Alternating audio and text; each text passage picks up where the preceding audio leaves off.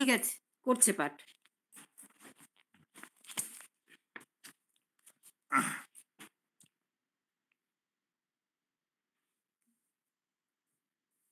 আমি আমি বেণীমাধব কোনার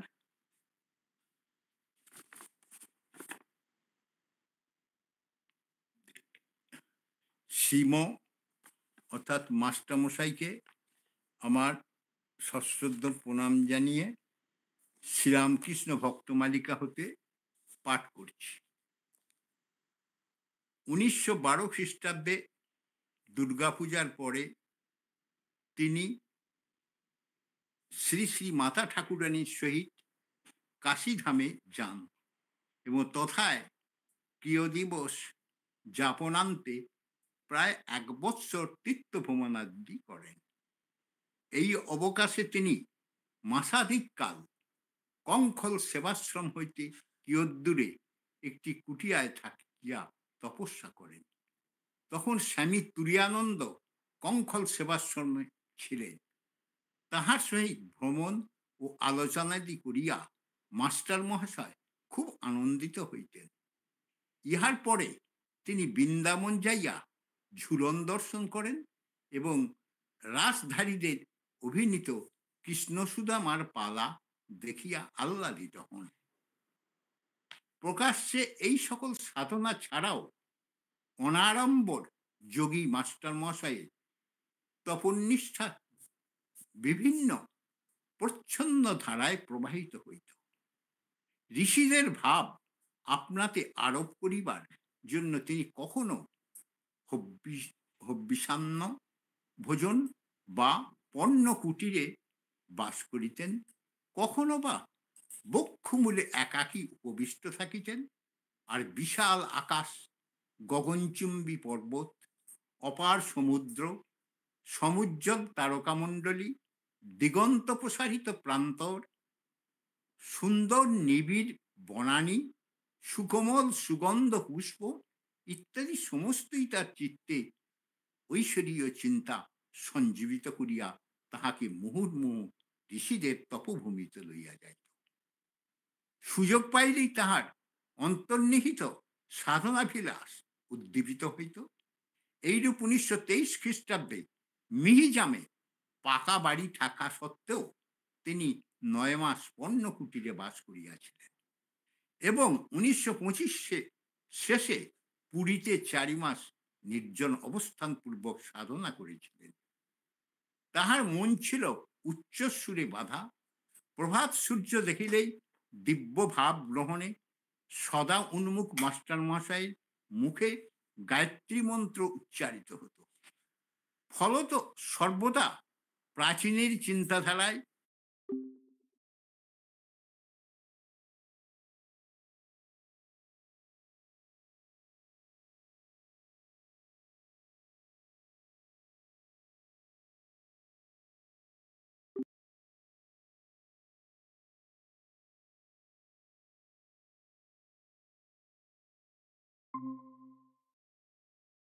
সৌম্য ঋতু সমাপ্তি পর বৈদিক ঋষির মরধামে নামিয়ে আসিয়াছে।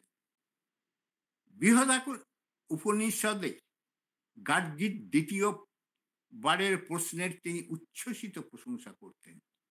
একবার 1921 খ্রিস্টাব্দে ওই অংশের ব্যাখ্যাকালে তিনি আবেগে এতই অভিভূত হইয়া পড়েন যে সামলাইতে না পারিয়া শয্যা গ্রহণ করেন। অনেকক্ষণ বাতাস করার পর তিনি স্বাভাবিক অবস্থায় ফিরিয়া আসেন।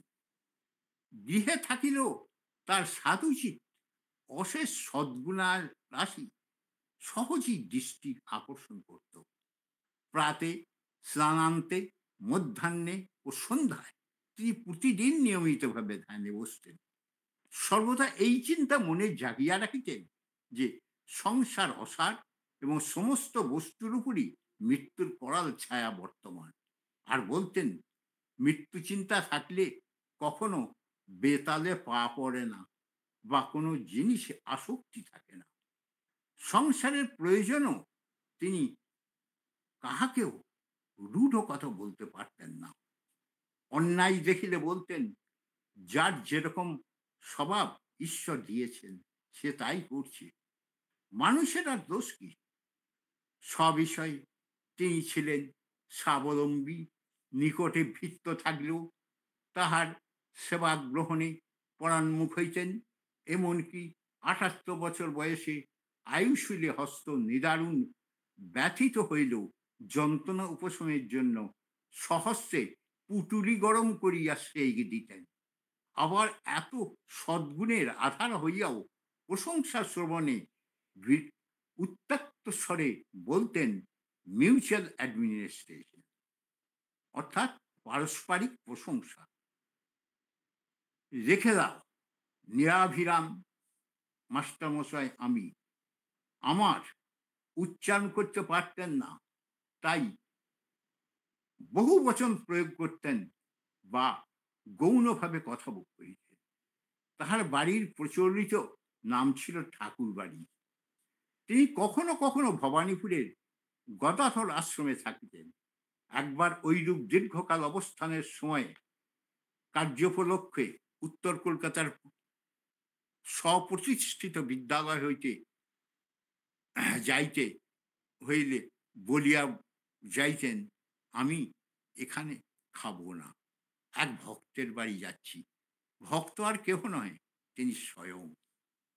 ১৯০৫ খ্রিস্টাব্দে নানা বিদ্যালয়ে অধ্যাপনের পর তিনি ঝামাপুকুরে মটন ইনস্টিটিউশন ক্রয় করেন। বিদ্যালয়ের পর ৫০ নম্বর আর্মহার্স্টে স্থানান্তরিত হয়। এই বাড়ির ৪ তলায় ঘরখানিতে তিনি থাকতেন এবং তুলসী ও পুষ্পবৃক্ষে সজ্জিত গৃহাচ্ছেদে আসিয়া সকাল সন্ধ্যায় ধর্মালাপ করতেন। এই কক্ষই ছিল তার বাসস্থান বা আশ্রম। দিবসে একবার মাত্র গুরু প্রসাদ চৌধুরী লেনে স্বগৃহে যাইয়া বৈষয়িক ব্যবস্থাটি করতেন। ক্রমে এইটুকু সংসার সম্পর্ক তিরোহিত হইয়া তাহাকে ভগবৎ প্রসঙ্গের জন্য সম্পূর্ণ মুক্তি প্রদান করিল। কথামৃত প্রকাশের পর দেশ বিদেশ হইতে অগণিত ভক্ত পিপাসা মিটাইতে তার নিকট আসিত এবং মাস্টারমশাইও তাহাদিগকে স্বীয় ভাণ্ড উজাড় করিয়া শ্রীরামকৃষ্ণের কথা শুনাইতেন। এই পর্যন্ত আছে। নমস্কার।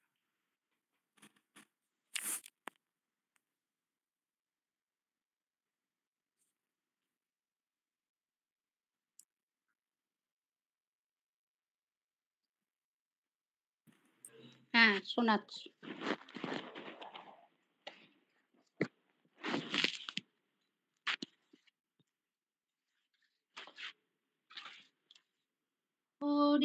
দিন তো গেল, সন্ধ্যা হলো, পার করো আমারে। দিন তো গেল, সন্ধ্যা হলো, পার করো আমারে। তুমি পারের কর্তা, জেনে বার্তা, তাই ডাকি তোমারে। তুমি পারের কর্তা, জেনে বার্তা, তাই ডাকি তোমারে। দিন তো গেল, সন্ধ্যা হলো, পার করো আমারে। আমি আগে সে ঘাটে রইলাম বসে, যারা পরে এলো আগে গেল, আমি রইলাম পড়ে। যারা পরে এলো আগে গেল, আমি রইলাম পড়ে। দিন তো গেল, সন্ধ্যা হলো, পার করো আমারে। শুনি করি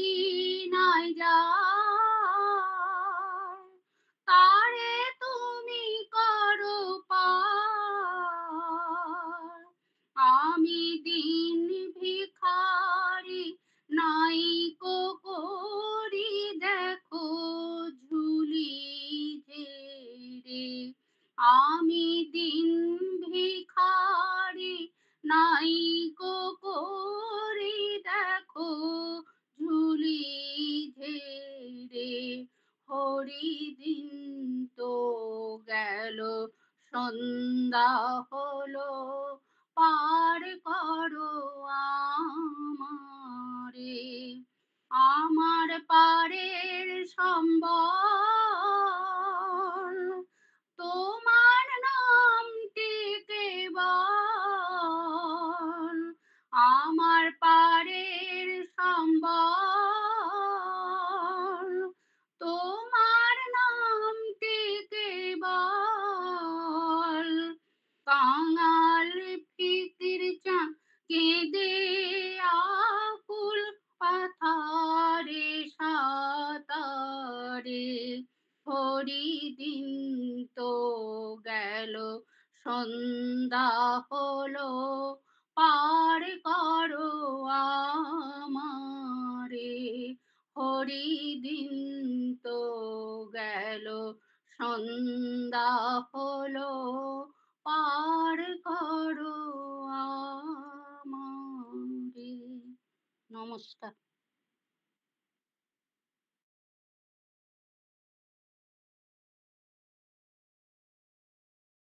থ্যাংক ইউ, থ্যাংক ইউ।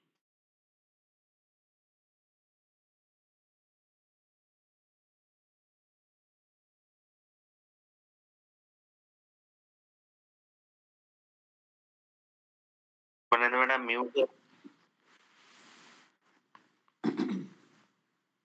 আমি একটি এই গানটা একবার গেয়েছিলাম, কিন্তু আবার পুনরায় গাইছি। আজকে পূর্ণিমা তো কৃষ্ণের গান গাইছি। মুরলী বাজে প্রেম বৃন্দাবনে আজি, মুরলী বাজে প্রেম বৃন্দাবনে, নবরাগে আগিনী শ্যাম সুহাগিনী, নবন রাগিনী শ্যাম সুহাগিনী, অভিসারে চলে রাধা কুঞ্জবনে, অভিসারে চলে রাধা কুঞ্জবনে, মুরলী বাজে প্রেম বৃন্দাবনে, মুরলী বাজে,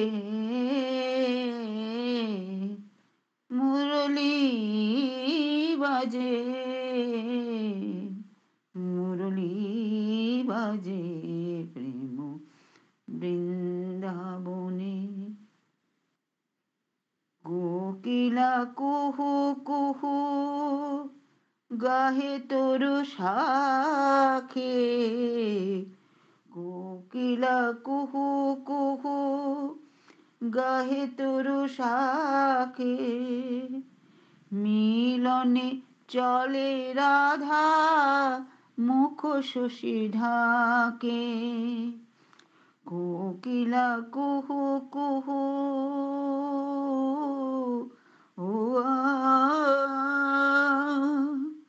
কোকিলা কুহু কুহু গাহে তরু শাখে, মিলনে চলে রাধা মুখ শশী ঢাকে, সুরভিত বনতলে ফুল্ল কুসুম দোলে, সুরভিত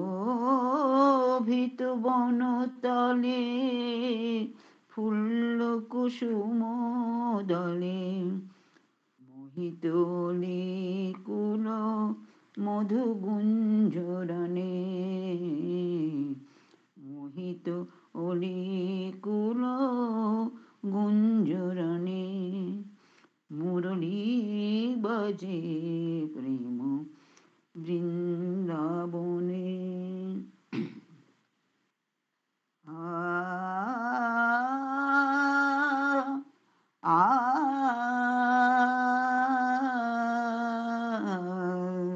মধুরিত বসন্তে গাহে ব্রজ নারী, মধুরিত বসন্তে গাহে ব্রজ নারী, হে চির সুন্দর হে গিরিধারী, দাও প্রভু দাও প্রভু দর্শন, অন্তরে অনুক্ষণ। দাও প্রভু দর্শন, অন্তরে অনুক্ষণ। রাধার মূরতি সখা মধু মিলনে, রাধার মূরতি সখা মধু মিলনে। মুরলী বাজে প্রেম বৃন্দাবনে, নব অনুরাগিনী শ্যাম সুহাগিনী, নব অনুরাগিনী শ্যাম সুহাগিনী।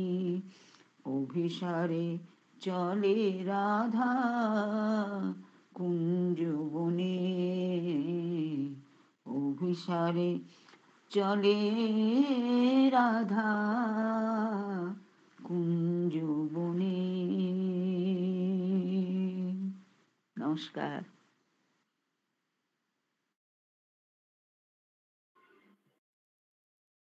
তুমি নিজেই বলো, তুমি নিজেই বলো কেমন হয়েছে দীপান্বিতা দি?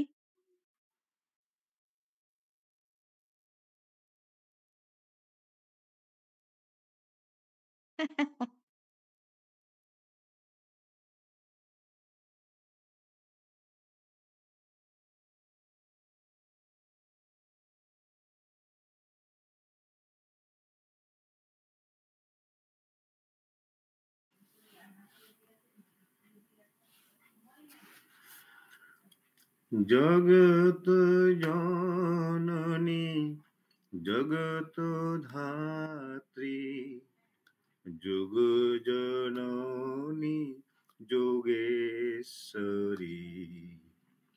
জগত জননী জগত ধাত্রী, যোগ জননী যোগেশ্বরী। শারদে শুভদে দেবী, শারদে শুভদে দেবী, নমামি শ্রী পদে তোমারি। জগত জননী জগত ধাত্রী, যুগ জননী যোগেশ্বরী। স্বার্থ কলহ পূরিত ধরায়, সবারি মা হয়ে এলে করুণায়।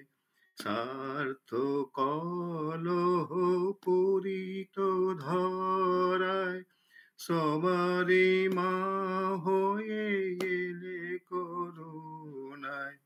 জীব পাপ তাপ সহিলে হেলায়, জীব পাপ তাপ সহিলে হেলায়। ত্রিদিবের সুখ করি হরি, মাগো জীব পাপ তাপ সহিলে হেলায়। ত্রিদিবের সুখ করি হরি। জগত জননী জগত ধাত্রী, যোগ জননী যোগেশ্বরী। যোগে যোগে লীলা সঙ্গিনী তুমি, যুগ অবতার দয়িতা। যোগে যোগে লীলা সঙ্গিনী তুমি, যুগ অবতার দয়িতা। মাতৃরূপেতে লীলা অভিরাম, শ্রীরাম কৃষ্ণ আরাধিতা। মাতৃরূপেতে লীলা অভিরাম, শ্রীরাম কৃষ্ণ আরাধিতা। আমি তব সুত জেনেছি এবার, আমি তব সুত জেনেছি এবার, জনমে জনমে তুমি মায়ামা। আমি তব সুত জেনেছি এবার, জনমে জনমে তুমি মায়ামা। সংসার মোহে মোজে যেন আর, সংসার মোহে মোজে যেন আর, মা তোমারে কহু নাহি পাশরি। সংসার মোহে মোজে যেন আর, মা তোমারে কহু নাহি পাশরি।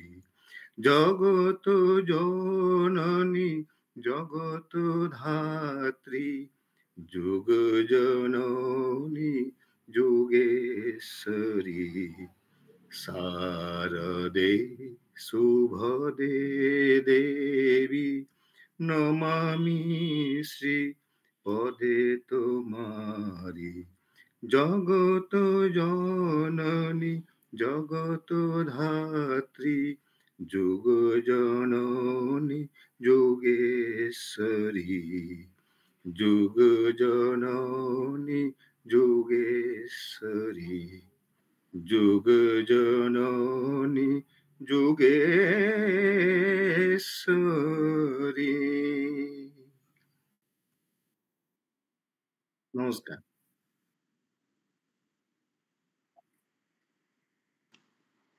খুব সুন্দর গানের কথা দিলীপ দা। দারুণ।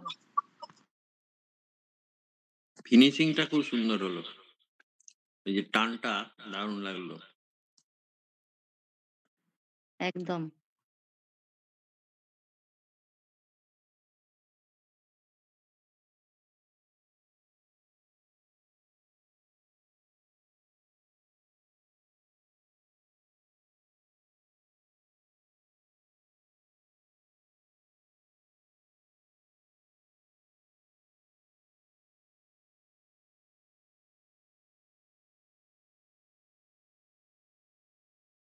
হ্যাঁ, আমার কথা শোনা যাচ্ছে? হ্যালো, শোনা যাচ্ছে? আচ্ছা।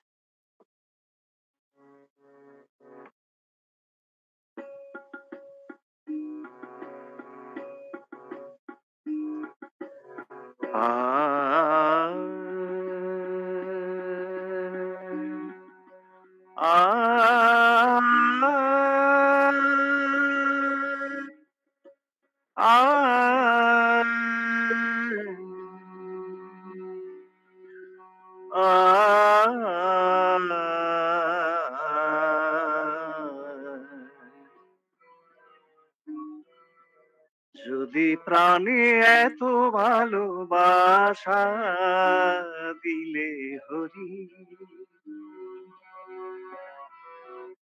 যদি প্রাণে এত ভালোবাসা দিলে হরি, তবে তোমায় না ভালোবেসে কেন আপনারই বেশে মরি, কেন তোমায় না ভালোবেসে শুধু আপনারই বেশে মরি।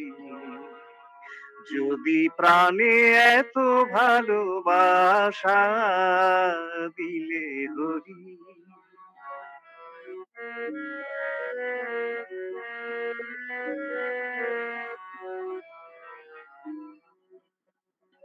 যদি হৃদয়ে বাসনা দিলে ভরি, হরি হে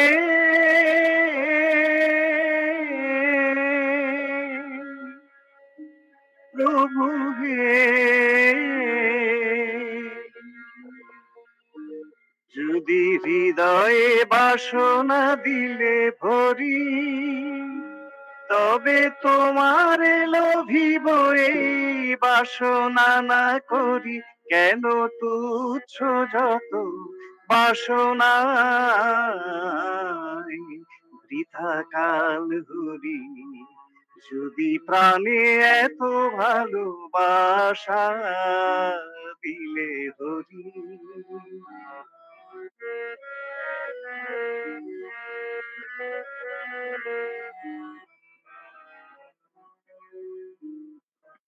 ধনমান লাগি সদা বৃথা ফিরি প্রভু তব শরণ মননে কেন সময় মেলে না তবু ধনমান লাগি সদা বৃথা ফিরি প্রভু তব শরণ মননে কেন সময় মেলে না তবু দুঃখ হতাশে পড়ে অশ্রু ঝরি হরি হে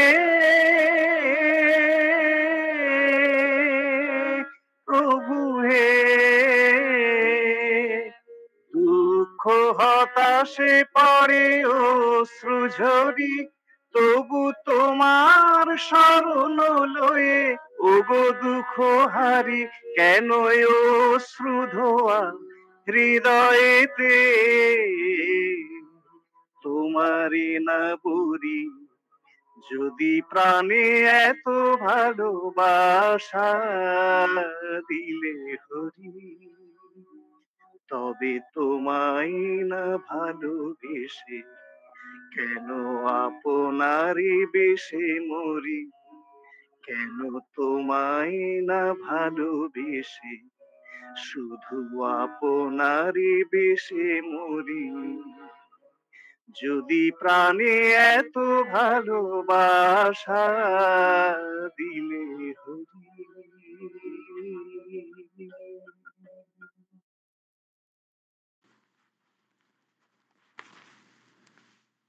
লক্ষ্মী ভাই, দারুণ দারুণ দারুণ সুন্দর গান। খুবই সুন্দর। আচ্ছা দারুণ আচ্ছা কথা, সবাইকে ধন্যবাদ দারুণ দারুণ দারুণ। তুমি আধুনিক গানও খুব ভালো গাও, খুব সুন্দর সুরের ইয়েটা। আচ্ছা, দীপানন্দ ম্যাডাম মিউট করে দিন, উপবাস।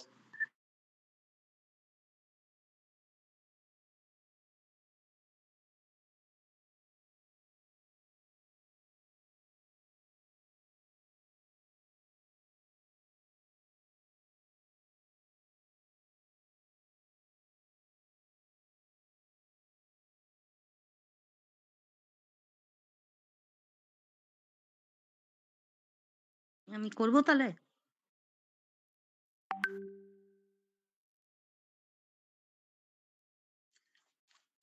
আমি একটা মায়ের গানই করব।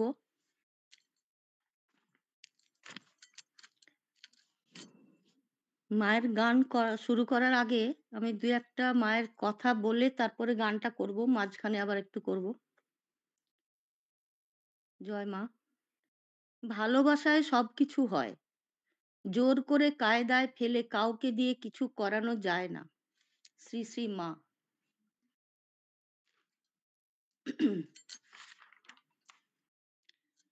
ব্রহ্মাণী পার্বতী ধূমাবতী বগলা জ্ঞান দায়িনী জয় জয় শ্রী শারদা কালী কপালিনী শঙ্খিনী জয়দা তারকেশ্বরী জয় জয় শ্রী শারদা ব্রহ্ম লক্ষ্মী সীমন্তিনী কৌমারী সরলা শুভঙ্করী মাগো জয় শ্রী শারদা শিবা চক্রিণী চণ্ডী রণদা রণপ্রিয়া দেবী জয় শ্রী শারদা রণমাতা দেবী জয়ন্তী কালিকা ভদ্রকালী জয় জয় শ্রী শারদা বৈষ্ণবী সুরসা নরসিংহিকা দেব মোহিনী জয় জয় শারদা মহেশ্বরী উমা ভবানী বিমলা দুর্গা রামেশ্বরী জয় শ্রী শারদা অন্নপূর্ণা জয় কামাক্ষা বিরজা গয়েশ্বরী মাগ জয় শ্রী শারদা। শত্রু বানানোর জন্য মারপিট করতে হবে না, ভালো কাজ করো, তোমার এমনিতেই শত্রু হয়ে যাবে। কাত্যায়নী মাগ দক্ষ দুহিতা সীতা ইন্দ্রাণী জয় শ্রী শারদা। শূলধারিণী মহামায়া অম্বিকা মৃগবাহিনী মাগ দেবী শ্রী শারদা। মহানন্দা জয় কালরূপা শুভা রক্তদন্তা জয় জয় শ্রী শারদা। ঢাকেশ্বরী জয় জয় শ্রী রাধিকা জয় জয় দেবী মাতা শারদা। সর্বদেবী রূপা একত্র সমাসুতা রাম কৃষ্ণ জয় জগত মাতৃকা। স্বর্ণ মনন সুখ সতত করতয় বিপদ রোগ নাশ মরণ জয়ত স। জয় জয় মাতৃকা জয় জয় শারদা জয় জয় দেবিকা জয় মাগো শারদা। জয় জয় মাতৃকা জয় জয় শারদা জয় জয় দেবিকা মাগো শারদা। জয় জয় মাতৃকা জয় জয় শারদা জয় জয় দেবিকা জয় দেবী শারদা। যে অল্পতে তুষ্ট থাকে তার কাছে এই পৃথিবীর সব কষ্ট সহজ হয়ে যায়। শ্রী শ্রী মা। জয় মা, জয় মা, জয় মা। নমস্কার। স্যার হাততালি দিয়েছে মিতা, তুমি তো শুনতে পেলে না? হ্যাঁ, খুব ভালো লেগেছে গানটা। খুব সুন্দর হয়েছে দিদিভাই। থ্যাংক ইউ সবাইকে। খুব সুন্দর, খুব সুন্দর।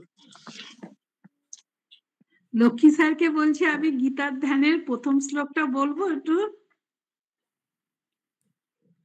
হ্যাঁ বলুন, খুব খুব সুন্দর হবে। আমি তো খুব হতাশ হচ্ছিলাম যে আমি বোধহয় ভুল ধরে সবাইকে নিরুৎসাহিত করে ফেলেছি। না না, আমি তো অত উচ্চারণে পারি না। আমি না হলেও না না শুনুন, আমি নিজেও কিছু জানি না। আমি মানে আমাকে শান্তনু বলে আমি করি, কিন্তু নিরুৎসাহ হয়ে গেলেন কিনা আমি আমার সেটাই চিন্তা। নিরুৎসাহ হবেন না, নিজেরা নিজেরা পড়বেন। ঠিক আছে স্যার, হ্যাঁ বলুন দিদি, পড়ুন। গীতার ধ্যান। ওম হ্যাঁ। পার্থায় প্রতিবর্ধিতম ভগবতা নারায়ণেন স্বয়ং ব্যাসেন গথিতম পুরাণ মুনিনা মধ্যে মহাভারতম অদ্বৈত মৃতবর্ষিণীম ভগবতীম অষ্টাদশাধ্যায়িনীম অমত্তা মনুসন্ধি ধামি ভগবত গীতে ভবত বেসিনীম। হ্যাঁ, এতটাই করেছেন নাকি? হ্যাঁ, ভবত বেসিনীম একটা শ্লোকই আমি করেছি আর কি, মানে মুখস্থ করেছি আর কি। আচ্ছা আচ্ছা, বাহ সুন্দর হয়েছে তো, অনেকটাই তো মুখস্থ আয়ত্ত করে ফেলেছেন। খুব সুন্দর হয়েছে। বলেন, এটা আমি একটু শুনতাম। হ্যাঁ, শ্লোকটা যদি আপনি একবার পড়ে বলেন আমি তাহলে আরেকটু দেখে নিতাম। ঠিক আছে, আমি মানে মন থেকেই বলছি, আমার কাছে বই নাই। হ্যাঁ, ওং পার্থায় প্রতিবোধিতাং ভগবতা নারায়ণেন স্বয়ং ব্যাসেন গ্রথিতাং পুরাণ মুনিনা মধ্যে মহাভারতম অদ্বৈতামৃতবর্ষিণীম ভগবতীম অষ্টাদশাধ্যায়িনীম অম্ব ত্বামনুসন্দধামি ভগবদ্গীতে ভবদ্বেষিণীম। এই পর্যন্ত বলেছেন বোধহয়। হ্যাঁ হ্যাঁ হ্যাঁ, মানে এটা মানেটা আপনার মতো এত জানলে আরো ভালো হবে। হয়তো পারবো না, এত সুন্দর করে বলতে পারবো না। এই যে অদ্বৈত অমৃত, ওটা অমৃত বর্ষিণীম, অদ্বৈতামৃত বর্ষিণীম, ওইটা সন্ধি হয়ে গেছে। হ্যাঁ, সেই জন্য পার্থায় প্রতিবোধিতাং, মানে পার্থকে বোঝাবার জন্য।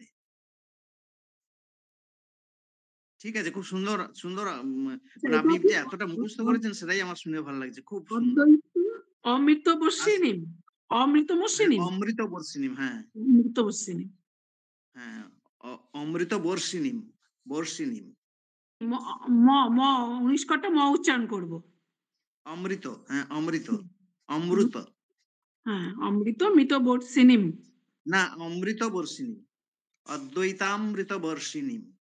অমৃত এই যে বর্ষিণীম, অদ্বৈত আচ্ছা অমৃত রূপ যে অদ্বৈত বাণী, সেইটি যে বর্ষিত হচ্ছে এই গীতার মাধ্যমে, সেইটা বলছেন আর কি। অদ্বৈত অদ্বৈতা মিত বর্ষিণীম, অদ্বৈতামৃত বর্ষিণীম, হ্যাঁ অদ্বৈতা মিত বর্ষিণীম। হ্যাঁ মৃত, হ্যাঁ খুব সুন্দর। আপনি কিন্তু ছাড়বেন না,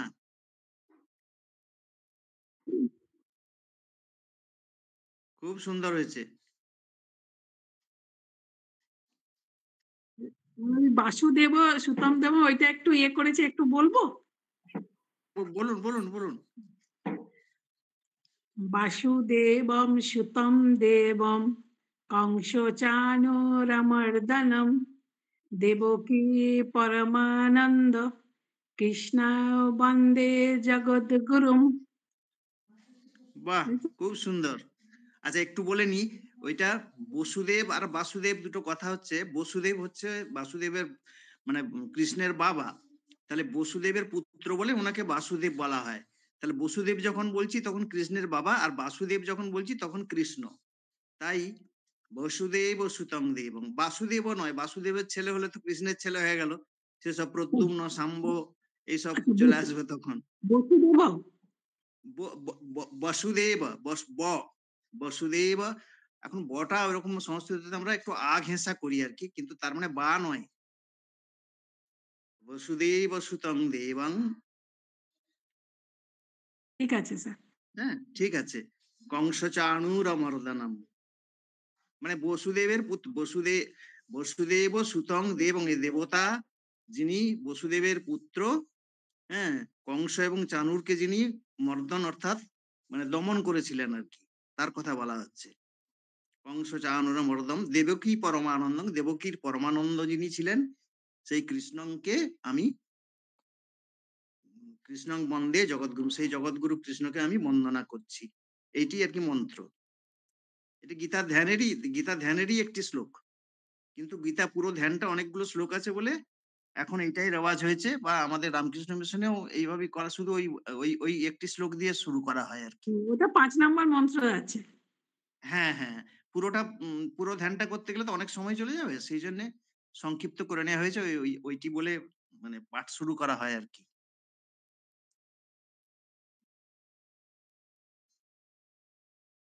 থ্যাংক ইউ। আমি একটা ঠাকুরের গান করছি।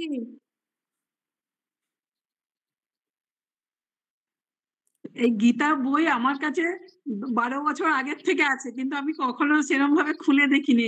হোসলার দৌলতে আমার একটু মানে এইগুলো পড়া হচ্ছে, আসলে বলছে একটু শুনতে পাচ্ছি আর কি, একটু বুঝতে পারছি এই আর কি। হ্যাঁ, বুঝতে পারলে দেখবেন কত আনন্দ পাবেন। গীতাতে যে কি শিক্ষা নাই, এই তো সবারই জন্যই আছে। যিনি নাস্তিক তার জন্য অনেক কিছু শেখার আছে এখানে।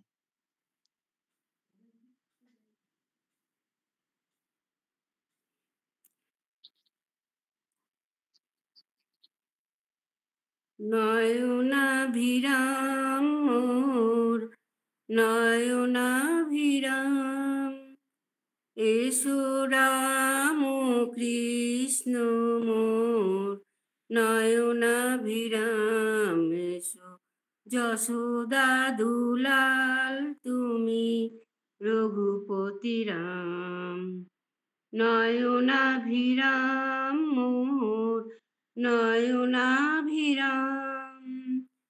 দক্ষিণের স্বরে তব লীলা কি বা মনোহর, কভু শ্যামারূপ ধার কভু সাজ শঙ্কর, দক্ষিণের স্বরে তব লীলা কি বা মনোহর, কভু শ্যামারূপ ধারো, কভু সাজু শঙ্কর, শিরাধারু ভাবে কভু কাঁদে তবু অন্তর, ধুলাই লুটাই বলো কোথা নব ঘন শ্যাম, নয়নাভিরাম মোর নয়নাভিরাম।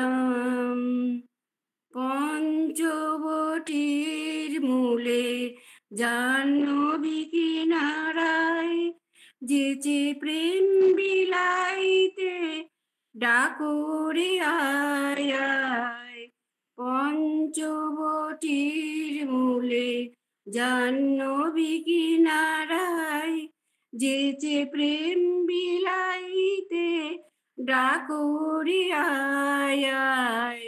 ভকত কুসুম যত আনিলে আপন সাথ, নন্দন কাননের সুন্দর পারিজাত, নয়নাভিরাম মোর নয়নাভিরাম। সে কুসুমে ভরি সাজি আপনি পূজারি সাজি, করিলে আপন পূজা ধরি মুখে নিজ নাম, নয়নাভিরাম মোর নয়নাভিরাম। এসো রাম কৃষ্ণ মোর নয়নাভিরাম, এসো যশোদা দুলাল তুমি রঘুপতি রাম, নয়নাভিরাম মোর নয়নাভিরাম। নমস্কার। শান্তনু, ঠাকুরের গান, ঠাকুরের গান হলো মায়ের গান হয়েছে, তুমি একটা মন বলো নিকেতন একটুখানি গাও না, খুব ভালো লাগে শুনতে তোমার গলায়।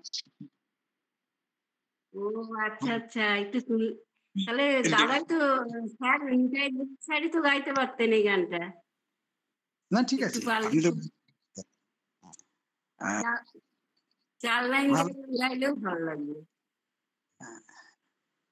আচ্ছা, আমি তাহলে একটা একটু অন্যরকম গান গাই, মা গঙ্গার গান গাই, ঠিক আছে? গাই। আচ্ছা ঠিক আছে।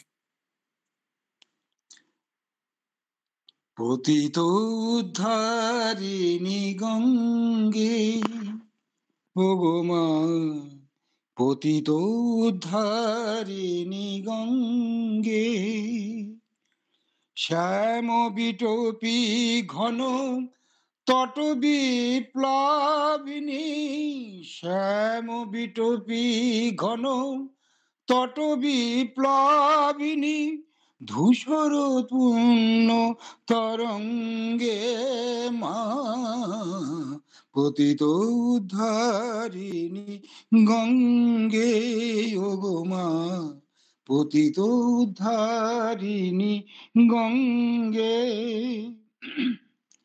কত নগ নগরী পুণ্য হইল মাগো, চুম্বি চরণ যুগমাই, কত নর নারী ধন্য হইল মা, তব সলিলে অবগাহি।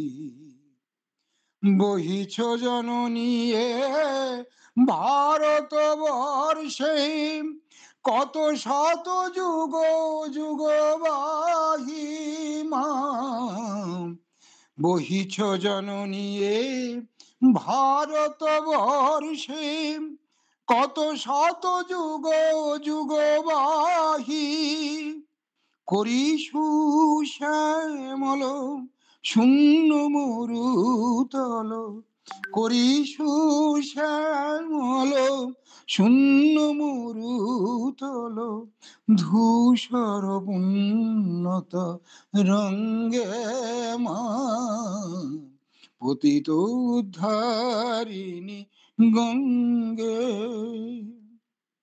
নগর কীর্তন পুলকিত মাধব, বিগলিত করুণা ভরিয়া ব্রহ্মাকমণ্ডলু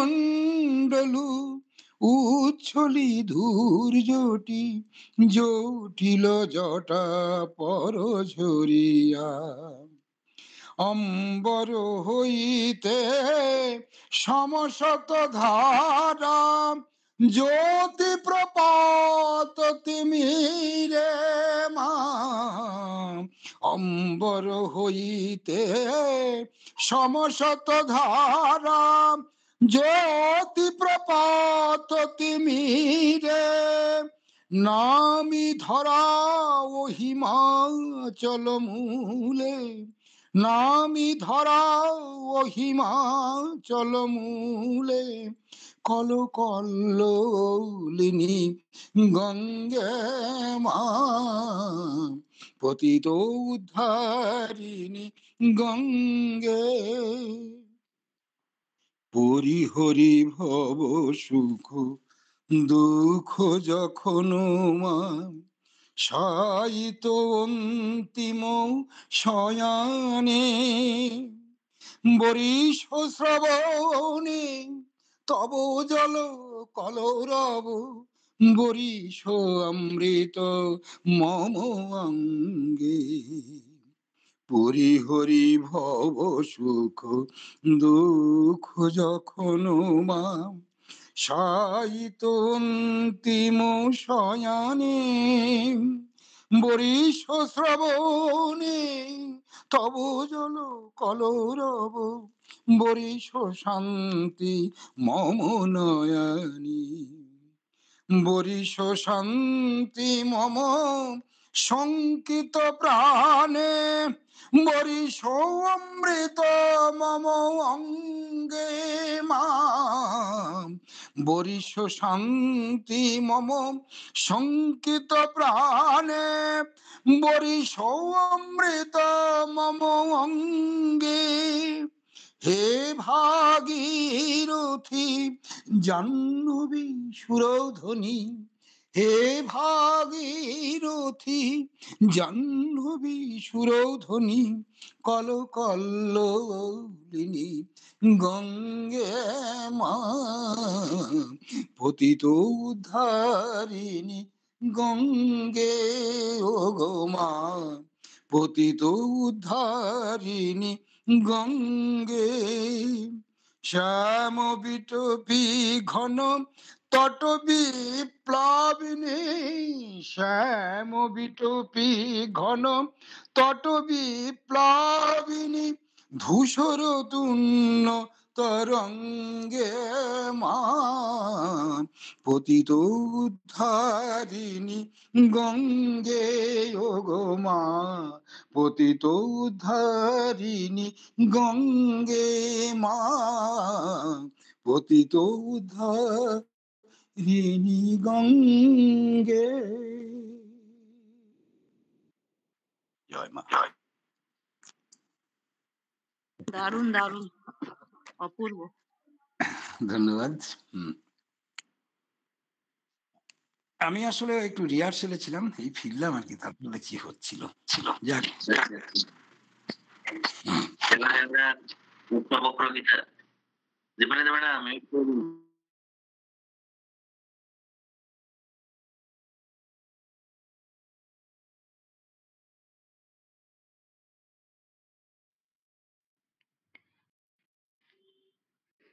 শুরু করব?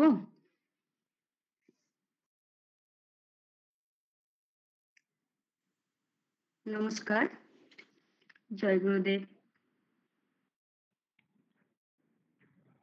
ওম সহনা ভবতু সহনৌ ভুনক্তু সহ বীর্যং কর্বাবহৈ তেজস্বী নাবধীতমস্তু মা বিদ্বিষাবহৈ।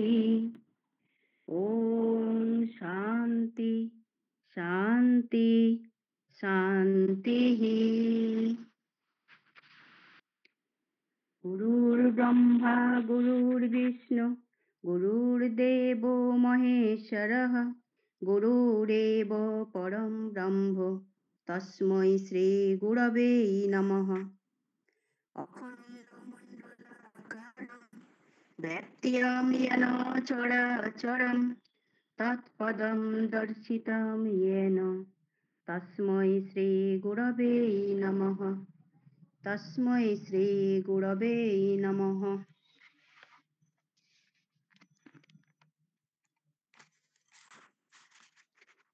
তো আমরা এর আগে 14 থেকে 21 আগের দিনে এই শ্লোকটা করেছি। তো আজকে আরেকবার এই সারমর্মটা একটু শুনে নেব। তো এর আগের দিনে 8খানা শ্লোক ছিল, তো সেই 8টা শ্লোকের সারমর্ম হলো যে এই শ্লোকগুলোর মূল বক্তব্য একটাই, যে আত্মা হলো শুদ্ধ চৈতন্য, এটা হচ্ছে একমাত্র সত্য। জগৎ, দেহ, সুখ, দুঃখ, বন্ধন, মোক্ষ সবই কিন্তু মনের সৃষ্টি। দেহ, মন, জগৎ আসলে কিন্তু মায়া। আত্মা এক এবং অদ্বৈত। তো জ্ঞানী ব্যক্তি দ্বৈততা দেখেন না, সবকিছু তার কাছে কিন্তু একই, মানে ব্রহ্মরূপ, ব্রহ্মস্বরূপ। যদি সংকল্প, ইচ্ছা, আসক্তি সব শেষ হয়ে যায়, আত্মা সব কিন্তু শেষ হয়ে যায়। আর আত্মা কিন্তু কখনো জড়িত নয়। দেহ কাজ করে, জগৎ চলছে, কিন্তু আত্মা সম্পূর্ণ অসংস্পৃশ্য। মানে ধোঁয়া যেমন আকাশকে স্পর্শ করতে পারে না, ঠিক সেরকম আত্মা হচ্ছে সর্বব্যাপী। বিশ্ব কিন্তু আমাদের মধ্যেই আছে, বাস্তবে কিছুই কিন্তু আমাকে স্পর্শ করে না। তো বন্ধন, মোক্ষ মনের বিভ্রম এগুলো। জ্ঞান হলে, বলছেন যে জ্ঞান হলে কিন্তু সব কল্পনা ঝরে যায়। এই যে দেহ, জগৎ, ভয়, সুখ, দুঃখ এগুলো না সবই মিথ্যা। যখনই সে বুঝে যাচ্ছে, বাকি থাকে কেবল শুদ্ধ আত্মা, যেটা হচ্ছে নিঃশব্দ, নিস্তরঙ্গ, শান্ত অবস্থায় অবস্থান করে। তো আমরা আজকে 22 নম্বর শ্লোক থেকে শুরু করব। নাহং দেহ ন মে দেহ জীবো নাহম ইহচিত অয়মেব হি মে বন্ধ আশ্চিত ইয়া জীবিতে স্পৃহা। মানে নাহম দেহ মানে আমি দেহ নয়, ন মে দেহ হচ্ছে দেহ আমার নয়, আর জীব নাহম মানে আমি জীবারূপ সত্তাও নয়, মানে জন্ম মৃত্যু মানে বদ্ধ ব্যক্তিও নয়। ইয়চিত হচ্ছে আমি শুধু চৈতন্য বা আত্মা। তাহলে অয়মেব হি মে বন্ধ, মানে এটাই আমার সত্যিকারের বন্ধন। আর আসিদ মানে হচ্ছে ছিল। আর ইয়াত জীবিতে স্পৃহা, জীবনের প্রতি আসক্তি বা আকাঙ্ক্ষা যেটাকে বলছে। তাহলে সহজে ব্যাখ্যা করলে হবে, না হম দেহ ন মে দেহ জীব না হম ইহচিত অয়মেব হি মে বন্ধ আসিত ইয়া জীবিতে স্পৃহা। মানে আমি দেহ নই, দেহ আমারও নয়, আমি জন্ম মৃত্যু বদ্ধ জীবসত্তা নই, আমি হচ্ছি বিশুদ্ধ চৈতন্য। কিন্তু জীবনের প্রতি যে আকাঙ্ক্ষা, আসক্তি, সেটাই হচ্ছে প্রকৃত বন্ধন। অহো ভুবন কল্লোলই বিচিত্রই দ্রাক সমুত্থিতম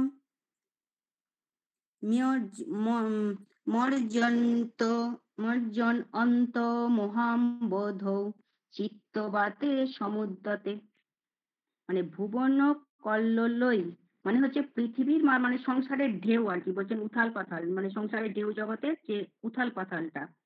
আর বিচিত্রই মানে যে নানাবিধ, দ্রাক এখানে মানেটা হচ্ছে হঠাৎ বা দ্রুত, আর সমুত্থিতম মানে হচ্ছে ওঠে, তৈরি হয়।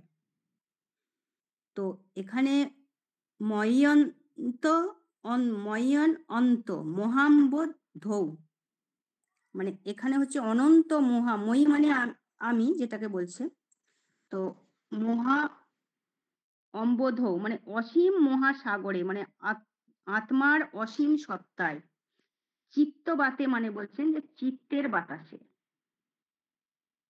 চিত্তের বাতাসে, আর সমুত্থিতম মানে হচ্ছে সৃষ্টি হয় বা আবার ওঠে। তাহলে এখানে মানেটা হচ্ছে আহা চিত্তের বাতাসে আমার অসীম আত্মার মহাসমুদ্রে, মানে সংসারের ঢেউ নানা রকম ভাবে হঠাৎ হঠাৎ উঠে আসে, মানে সুখ দুঃখ গুলোকে বলতে চাইছেন। অর্থাৎ আত্মা হচ্ছে অসীম শান্ত সমুদ্রের মতো, কিন্তু চিত্ত যখন মানে আমাদের নানা চিন্তা ভয় ইচ্ছা এগুলো যখন থাকে, তখন এই আসক্তির বাতাসটা তোলে, তখনই সংসারের ঢেউতে দুঃখ বিভ্রান্তি হঠাৎ হঠাৎ করে আমাদের উঠতে থাকে। তো এই যে অশান্ত আবেগের ঝড় আমাদের মধ্যে, তাহলে নানা ধরনের যে চিন্তা, এই যে ভাবনা চিন্তার আবেগের ঝড় জীবনকে প্রায় আমাদেরকে উত্তাল উদ্বেল করে দেয়। তাহলে এই ঝড় মানে আমাদের বিচার বুদ্ধিকে সব এলোমেলো করে দিয়ে মানে জীবনের কেন্দ্র থেকে আমাদেরকে বিক্ষিপ্ত করে দেয়। আর আমরা অসহায় ভাবি যে এই অবস্থা কি করে সামলানো যায়, কারণ সেই মুহূর্তে সব অভ্যাস সাধনা ধ্যান ধারণা কিন্তু সবই আমাদের হারিয়ে যায়। তো জীবনের সব প্রেম ভালোবাসা অন্তরের যে আর্দ্রতা কমনীয়তা তখন কিন্তু সব মূল্যহীন হয়ে যায়। তো ঝড় সবকিছু এসে উড়িয়ে নিয়ে আমাদেরকে অসহায় করে দেয়। তো সেই বলছেন গুরুদেব যে সে স্বয়ংয়ের স্থিতি থেকে আমরা বিক্ষিপ্ত হয়ে যাই।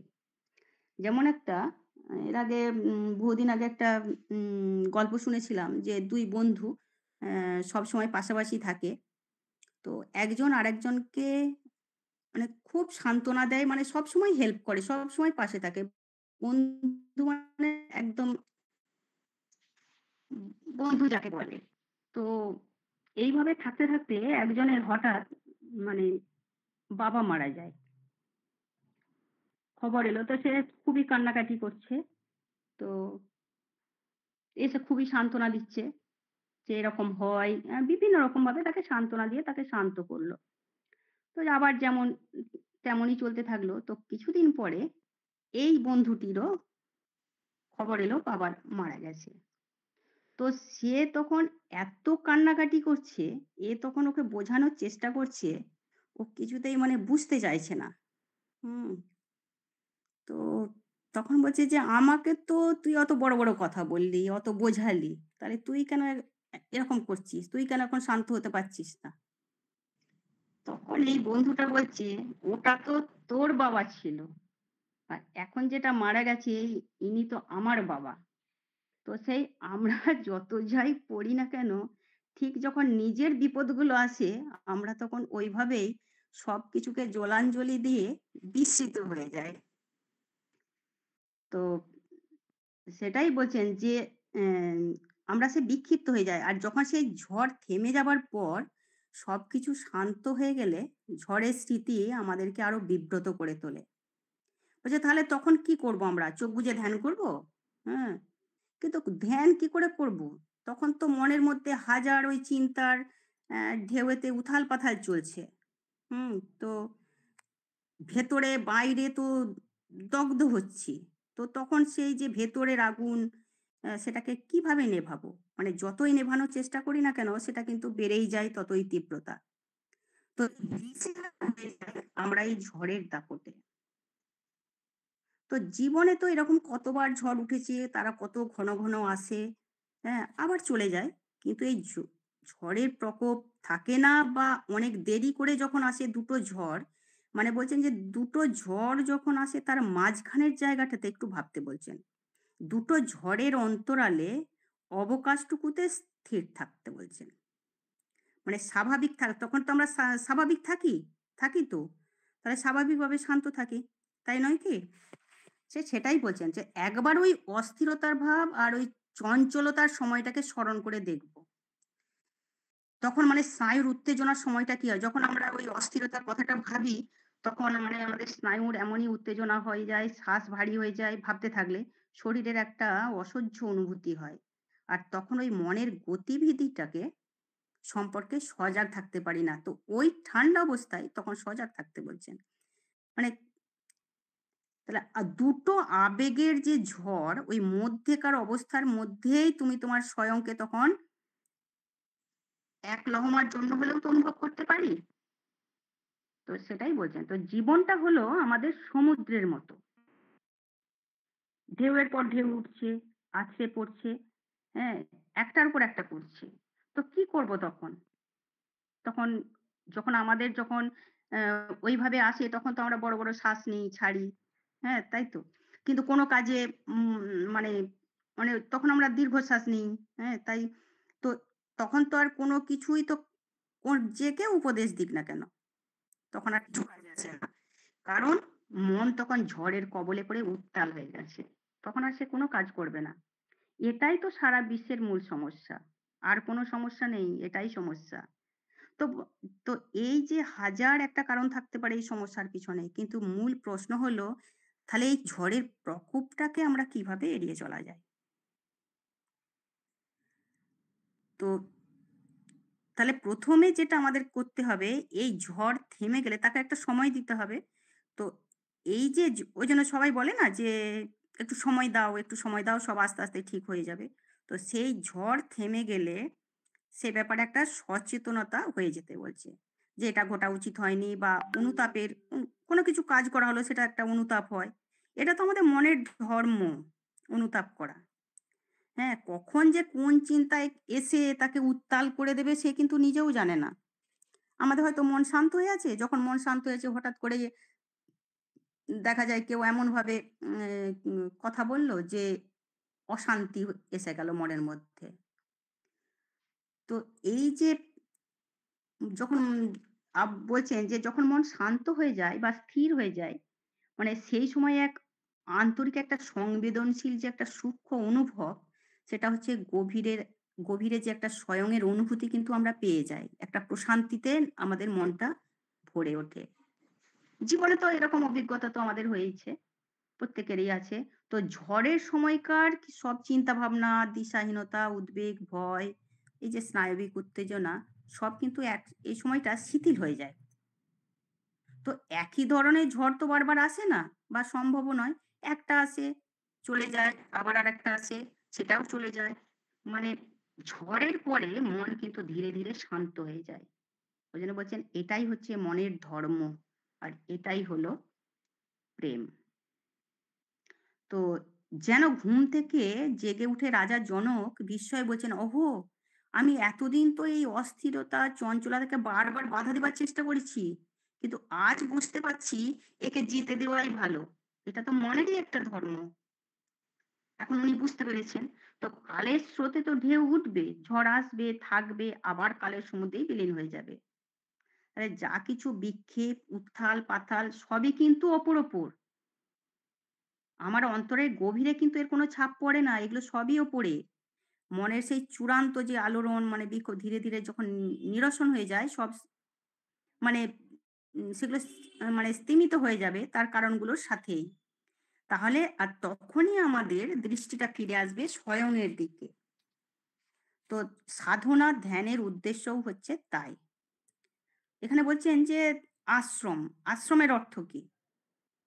মানে যেখানে গেলে আমাদের মন গভীর, মানে একটা প্রশান্তি লাভ করে, সমস্ত ভয়, নিরাপত্তাহীনতা সব দূর হয়ে যায়। আশ্রমে গেলে মনটা ভালো হয়ে যায় নাকি? একদম খুবই প্রশান্তিতে ভরে যায় মনটা। মনে হয় কোনো একটা শক্তি বা একটা কোনো শক্তি আছে, আর সেখানে মনে হয় যেন সর্বদা যেন সজাগ আছেন আমাদের জন্য। তো সেরকম হচ্ছে শুধু একজন নয়, সারা বিশ্বই তোমাদের জন্য যত্নশীল। বিশ্রাম নাও, শান্ত হয়ে যাও। আর আশ্রম এমন একটা দৈবী স্থান, মানে যেখানে মনের সব রকমের অশান্তি, আলোড়ন, জীবনের যত দুঃখ, হতাশার উত্তাপ সব কিন্তু এই পরম প্রশান্তির মধ্যে কিন্তু দ্রবীভূত হয়ে যায়। কারণ যখন আমরা আশ্রমে যাই, তখন আমাদের যখন যাই তখন একটা আলাদা, মানে নিজেদের মনগুলোকেই ভেবে দেখে নেব যে যখন যাই তখন একটা অশান্তি মনের মধ্যে বিভিন্ন রকম ঝড়ের মতো থাকে, কিছু না কিছু থাকে, কিন্তু যখন ওখান থেকে ফিরে আসি দুটো মন কিন্তু আলাদা, অনেক কিছু মনে হয় পরম প্রাপ্তি নিয়ে যাচ্ছি। নাহম দেহ ন মে দেহ জীব নাহম নাহ অহম হি চিত অয়মেব হি মে বন্ধ আসিদ ইয়া জীবিতে স্পৃহা অহো ভুবন কল্লোলই বিচিত্রই দ্রাক সমুত্থিতম মজ্জন অন্ত মহাম্বোধৌ চিত্তবাতে সমুদ্রতে। তো বলছে যে সমুদ্র কখনো তরঙ্গহীন হয় না। মানে বিভিন্ন ঘটনা আমাদের জীবনে বিভিন্ন রকমের তরঙ্গের সৃষ্টি করে। মানে সমুদ্রেও যেমন বিভিন্ন রকমের তরঙ্গ আসে, আমাদেরও সেরকম প্রভাব ফেলে বিভিন্ন তরঙ্গ। তো যদিও তার প্রভাব কার্যকলাপ শুধু কিন্তু জীবনের উপরিতলেই সীমাবদ্ধ থাকে, হ্যাঁ, সেটাকে বলছেন যে দুহাত বাড়িয়ে গ্রহণ করে নাও। কারণ সমুদ্রেও তো পাড়েতেই তো যত ঢেউ, মাঝ সমুদ্রের কি ঢেউটা থাকে? থাকে না তো।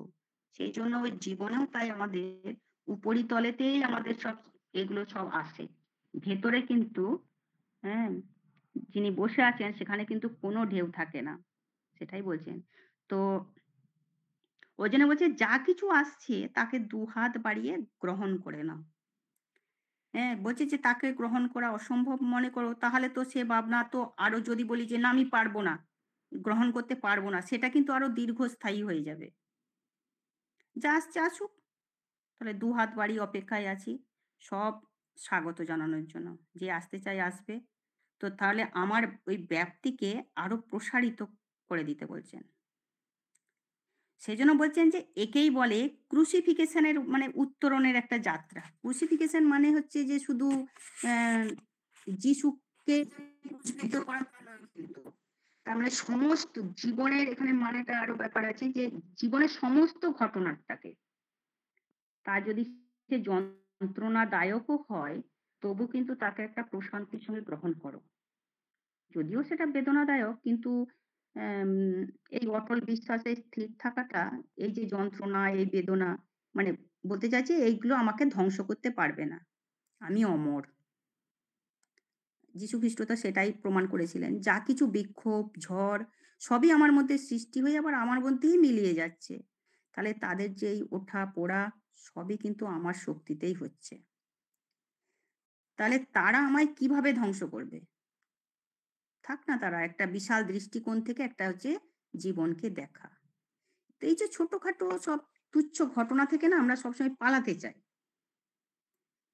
এই যে অনেকে সুইসাইড করে, অনেকে বিভিন্ন রকম ভাবে ওই দূর ওখানে অত দুঃখ অত কষ্ট, সে বিভিন্ন রকম ভাবে আমরা পালাতে চাই। তো এই যে সুখ দুঃখ, প্রিয় অপ্রিয়, এই যে নানা অনুভূতিগুলো আমাদের মনকে, মনের স্নায়ু, মানে মনের এই যে স্নায়ুগুলোকে বেশি উত্তেজিত করে দেয়, আর আমরা নিজেদেরই দোষারোপ করতে থাকি।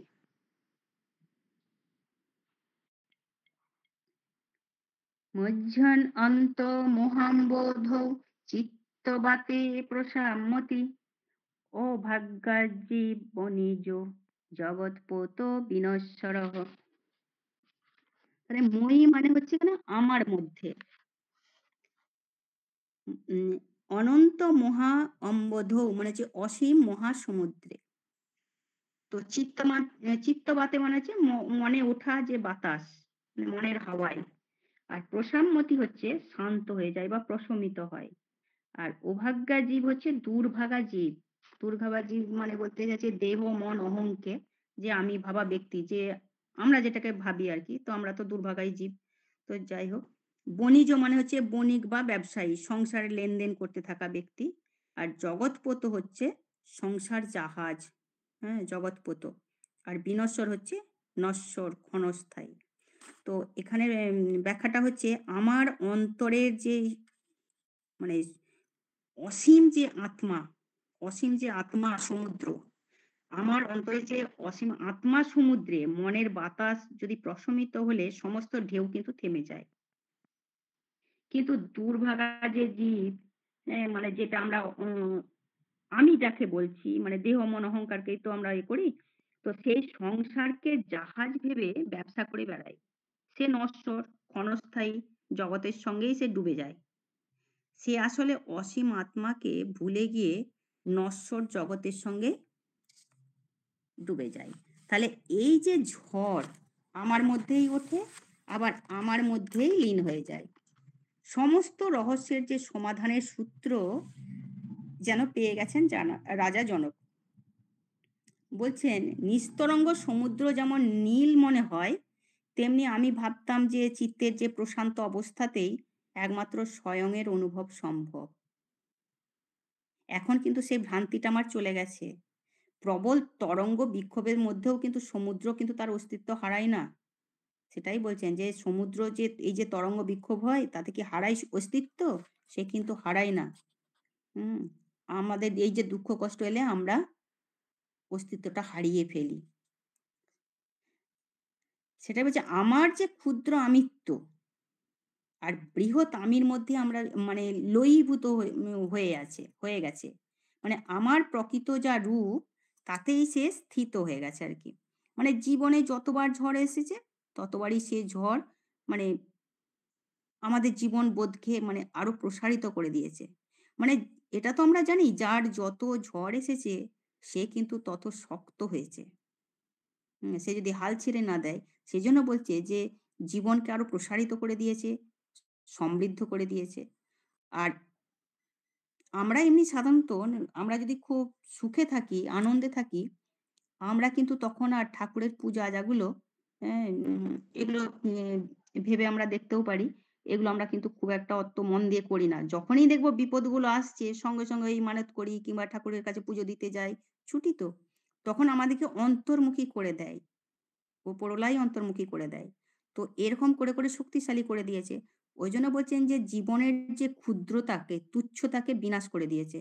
আর পছন্দ অপছন্দের যে ঘেরাটোপের মধ্যে আমরা বাস করি, আর এই আঘাতে, আঘাতে সেসব কিন্তু ভেঙে চুরে দিয়ে মানে একটা করে মানে ঝড় আসবে, সেগুলো ভেঙে চুরে দেবে, দিয়ে তাকে আরো সোজা করে দাঁড়াতে চেষ্টা করাই। কিন্তু আমরা সবসময় কিন্তু বুঝতে পারি না এগুলো। তো সেই জন্য বলছে সীমার বন্ধন ঘুচিয়ে অসীমের মধ্যে এনে দাঁড় করিয়ে দেয়। এটা ঘটেছে, ঘটছে, আবার ঘটবেও, বারবার ঘটবে। ওই জন্য প্রতিটা ঝড় আমাদের ক্ষুদ্রতা, তুচ্ছতাকে কিন্তু ভেঙে দেয়। আমরা কিন্তু যন্ত্রণায় আর্তনাদ করে উঠি। কিন্তু প্রকৃত জ্ঞানের দৃষ্টিতে দেখলে আমরা বুঝতে পারবো ঝড় কিন্তু আমাদেরকে সবসময় নিরাশ্রয় করে না, মহাশ্রয়ে নিয়ে যায়। তবে তো আমাদের মাথার মধ্যে এগুলো আসে, নাহলে তো আসে না চট করে। আমরা যখন খুব সুখে থাকি তখন ওগুলো মনেই থাকে না। হ্যাঁ, তো এই বোধের উন্মেষেই কিন্তু সমস্ত ঘটনা প্রবাহের সাক্ষী হয়ে মানে নির্বিকার চিত্তে মানে বলছেন যে নির্বিকার চিত্তে যেমন ওই সমুদ্রের পাড়ে বসে থাকি, সেই পাড়ে বসে থাকতে পারবে। সেটাই বলছে সাক্ষী হয়ে। যখনই আমাদের এগুলো বুঝতে পারবো। তো ওই জন্য বলছেন যে প্রকৃত স্বরূপকে, তার ধর্মকে যখনই জেনে যাবে তখনই দেখবে পাড়ে বসে শুধু দেখতে থাকবে।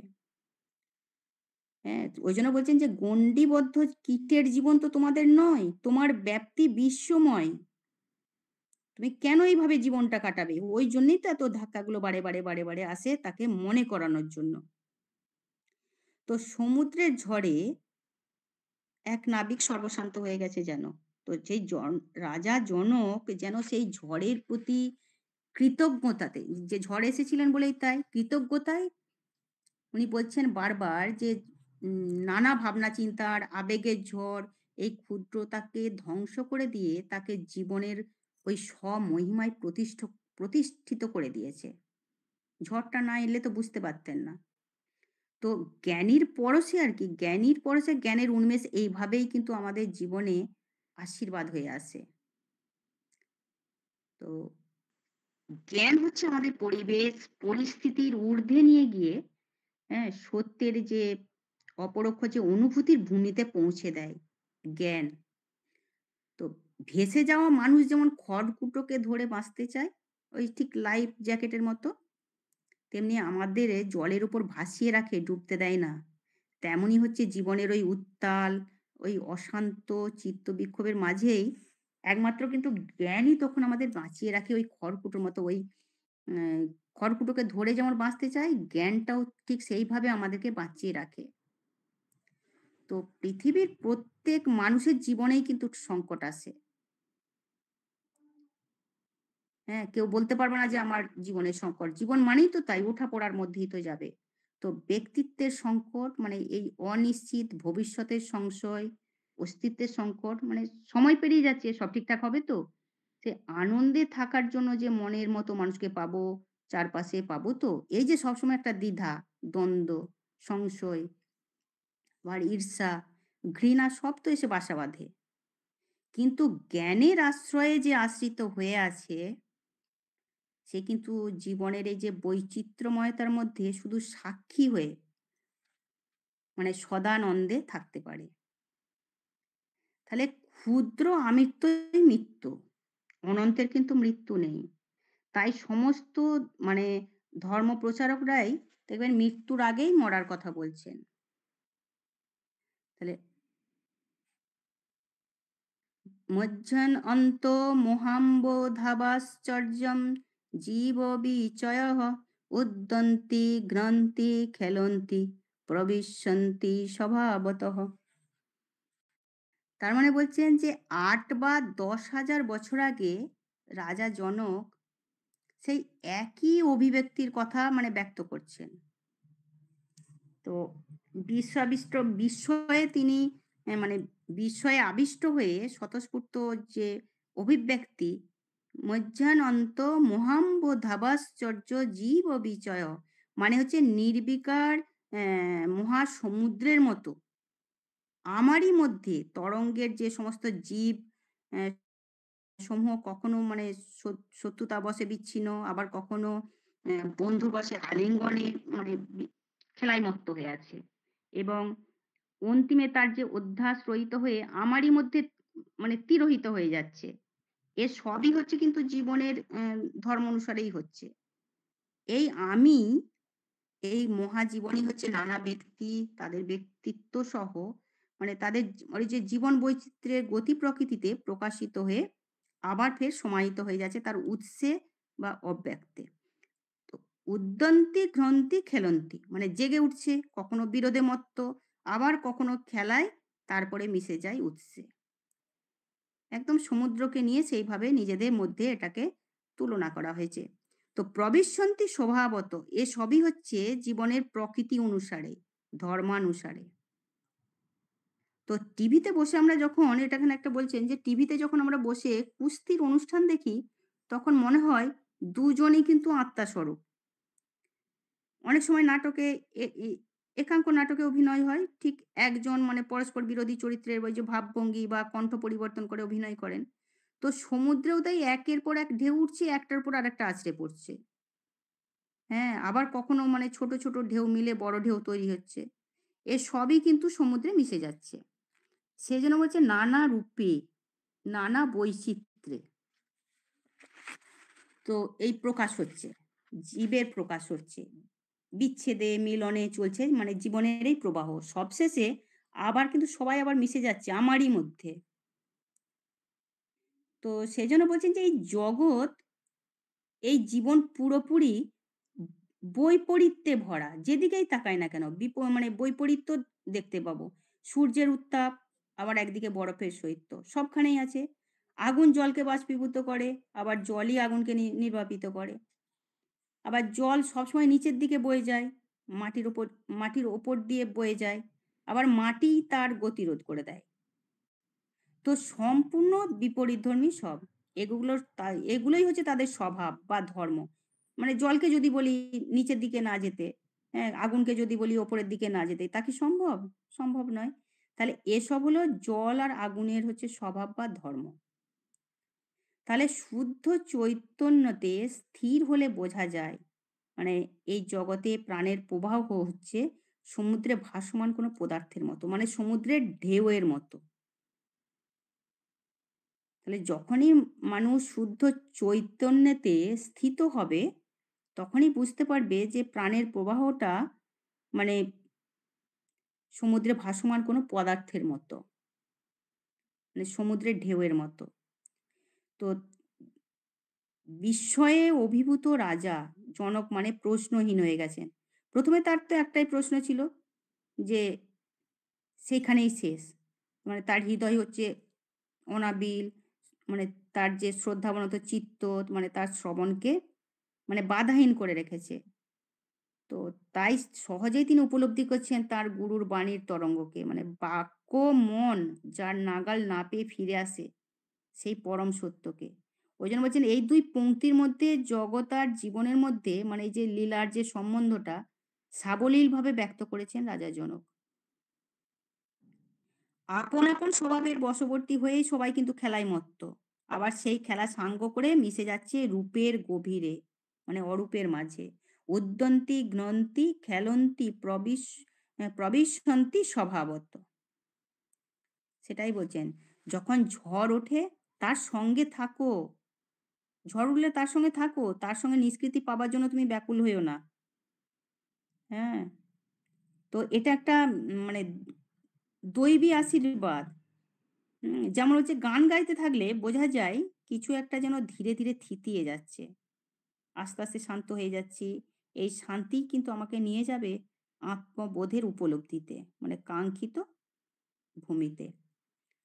তো নিখুঁত হবার চেষ্টায় মানে বিশুদ্ধ হবার চেষ্টায় বারবার তুমি তোমার অন্তরে অশুদ্ধি উৎপন্ন করে ফেলছি আর কি। তো শান্তির আকাঙ্ক্ষায় অশান্ত হয়ে যাচ্ছি।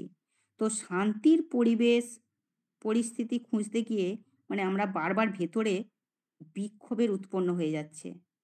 শান্তি আসবে তো ভেতর থেকে, একে বাইরে খুঁজতে যাওয়া তো নির্বুদ্ধিতা। তাহলে যদি আমি ভেতরে অন্তরে যদি শান্ত হয়ে যাই তাহলে আমার চারপাশের সব কিছু মানে চারপাশের মানুষগুলো কিন্তু শান্ত হয়ে যাবে। তাহলে আগে তো আমাকে শান্ত হতে হবে। সেই জন্য বলছি এই বিশ্বের কেন্দ্র তুমি। তুমি কার দিকে তাকিয়ে আছো, কার অপেক্ষায় আছো? তো অন্য কোনো ব্যবস্থা বা অন্য কোনো পরিস্থিতি বা অন্য কোনো ব্যক্তি যেখানেই তুমি যাও না কেন, তোমার মন তো সঙ্গেই যাবে। ও কি ছাড়বে? ও তো মনটা আমার সঙ্গেই যাবে। আর সঙ্গে নিয়ে যাবে তো, আর সঙ্গে কে কে যাবে? না ক্ষোভ, অশান্তি, অস্থিরতা। আমি যেখানেই যাই না শান্তি খুঁজতে গেলেও তো ওরা তো সঙ্গে তো যাবে। তো কিছুক্ষণের জন্য অন্য কোনো পরিবেশ হয়তো শান্ত লাগছে, কিন্তু তারপরেই দেখবো শান্তি দিতে পারে, কিন্তু কিছুক্ষণের মধ্যে আবার আগের মতো অশান্ত মন, ক্ষুব্ধ মানে ওগুলো মনে পড়ছে, কারণ ওরা তো সঙ্গেই আছে। যতক্ষণ না তুমি নিজে শান্ত হতে পারছো তো বাইরের কোনো ব্যক্তি, বস্তু, পরিস্থিতি আমাকে কিন্তু শান্তি দিতে পারবে না, মানে আনন্দ দিতে পারবে না। তো এই সত্যকে জানা প্রয়োজন, সেটাই মানে বলছেন। তো এই সত্যের উপলব্ধিতে মানে দৃঢ় হয়েই কিন্তু রাজা জনক মনের এই যে আবেগের ঝড়ের ভয়ে কিন্তু আর ভীত নন। তিনি বলছেন যে এই ঝড় যেন তার জীবনে তার মনে না আসে, যেটা ঝড়। তো তিনি শুধু তাই অবাক বিস্ময়ে সাক্ষীভাবে দেখছেন যে কেমনভাবে তার এই স্বভাবত যে বাধা বন্ধন মুক্ত এই যে অস্তিত্বের মধ্যে যে ঝড় উঠছে আবার শান্ত হয়ে যাচ্ছে। তাহলে এই যে নীরবতার মধ্যেই তার সব সংশয়ের মানে নিরসন হয়ে যাচ্ছে।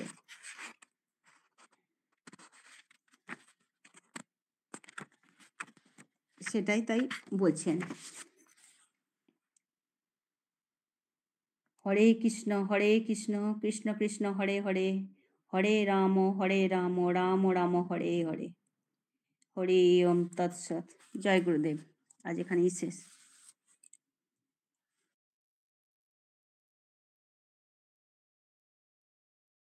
খুব সুন্দর, খুব ভালো। Thank you sir.